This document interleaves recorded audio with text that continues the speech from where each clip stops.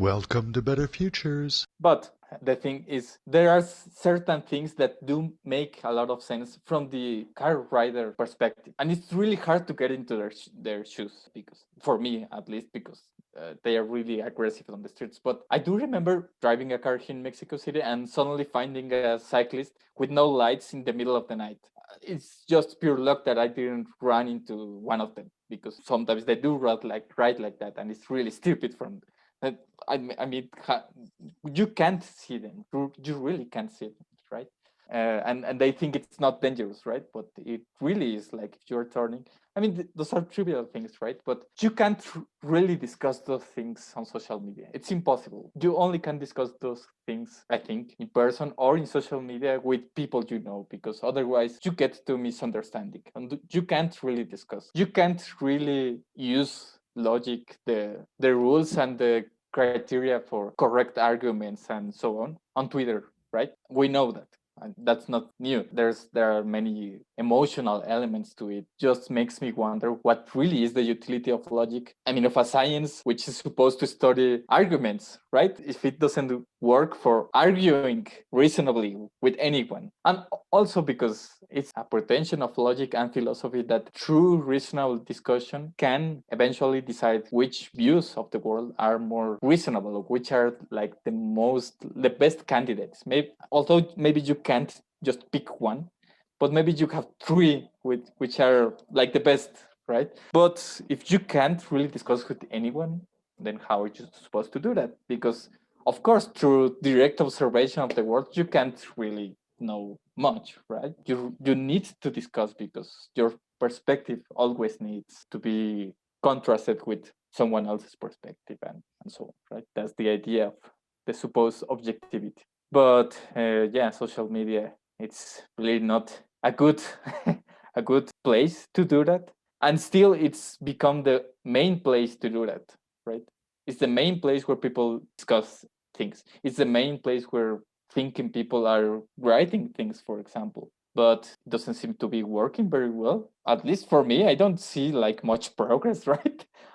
I mean, at least in terms of understanding the world, I don't think we understand the world any better than before social media, right? We're just more connected, but I'm not sure exactly in which way. It's like Ricky Gervais, I remember him saying that Twitter is like a bathroom door where you can write whatever you want, right? But enormous, right? So anyone can read what we write on the door of the public bathroom. I guess in that case, I am just still curious. Like, this is a situation that doesn't seem to be working. I would have to agree that I can't say that I really feel more connected to anyone hanging out with them on social media. However, I am generally just much more confused after any interaction with social media at all. Confused about the world. So my main question now is, in order to make the kind of discourse that we're having predominantly on social media, in order to make it more useful for us to determine likely candidates for visions of the world, do you think we will need a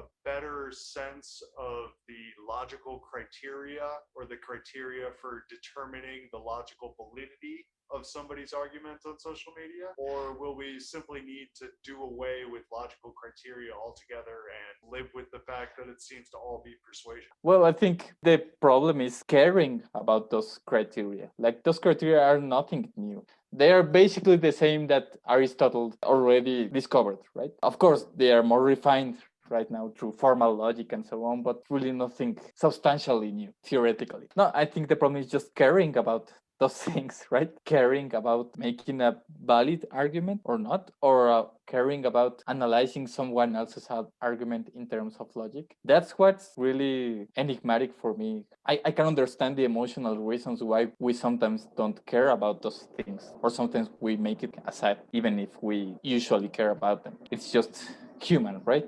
A good example, last Friday in Nimba, I saw this movie, Hannah Arendt. Have you seen that movie? I haven't, no, but I'm familiar with the philosopher. The movie is just about how she started to conceive this concept of the banality of evil, right? It all started with her visiting this trial against this Nazi officer, Eichmann, I think. I don't remember the name. But what she found really monstrous about him was how normal he was. Just a regular person following order, like millions of others, just in the terrible circumstances of the Nazis. And already justifying all the system around him. But still, he wasn't particularly evil. He wasn't narcissistic. He wasn't manipulative or anything. So the thing is, she went to that trial, and she went because she was going to write an article for the New Yorker. So she reported on that and her idea. And she also incidentally reported how many Jewish leaders cooperated in how the Jews were brought into concentration camps and so on, right? Like certain Jewish leaders. That was no secret, but that caused outrage, of course, because it was very recent what had happened. So Niba and I discussed about it. And so from the philosopher's perspective, you just think as she did, they're not really attacking my argument. They're not really responding to what I said because I didn't re-victimize the Jews. I just pointed out what is a fact that many of the leaders helped in that situation. And that was only incidental to the main point of the art. But the emotions of the people were too strong to care about that, of course. I mean, if you really put yourself into their shoes, you can only begin to imagine how it would be like that your whole family and neighborhood and friends were taken to concentration camps and killed, and that you had to flee your country because of that. I mean, living really something like that and having the guilty people in front of you and reading someone saying he's not really bad, he's not really evil, he's just following rules, it must be really hard. Of course, you wouldn't care about the logic of the thing. So maybe it's too demanding and it's not reasonable to demand people to only care about the logic of arguments on social media, right? But I think it still is really a big concern that views of the world,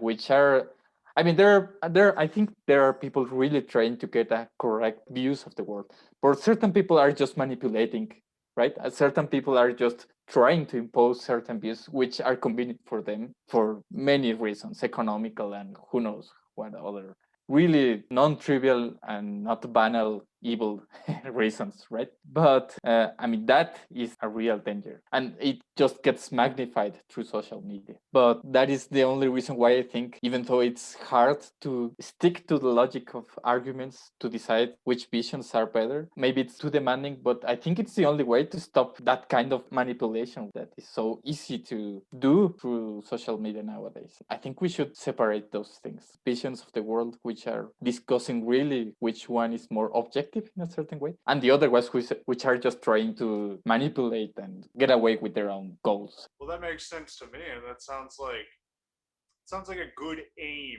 for any criteria to be about. If we were to try and establish any criteria for pairing visions of the world that are presented on social media, well, that criterion of at least taking into account the self-serving tendency, or if there is a self-serving tendency of a given vision, that's at least somewhere we can start. Yeah. Oh well, that's what we've got so far.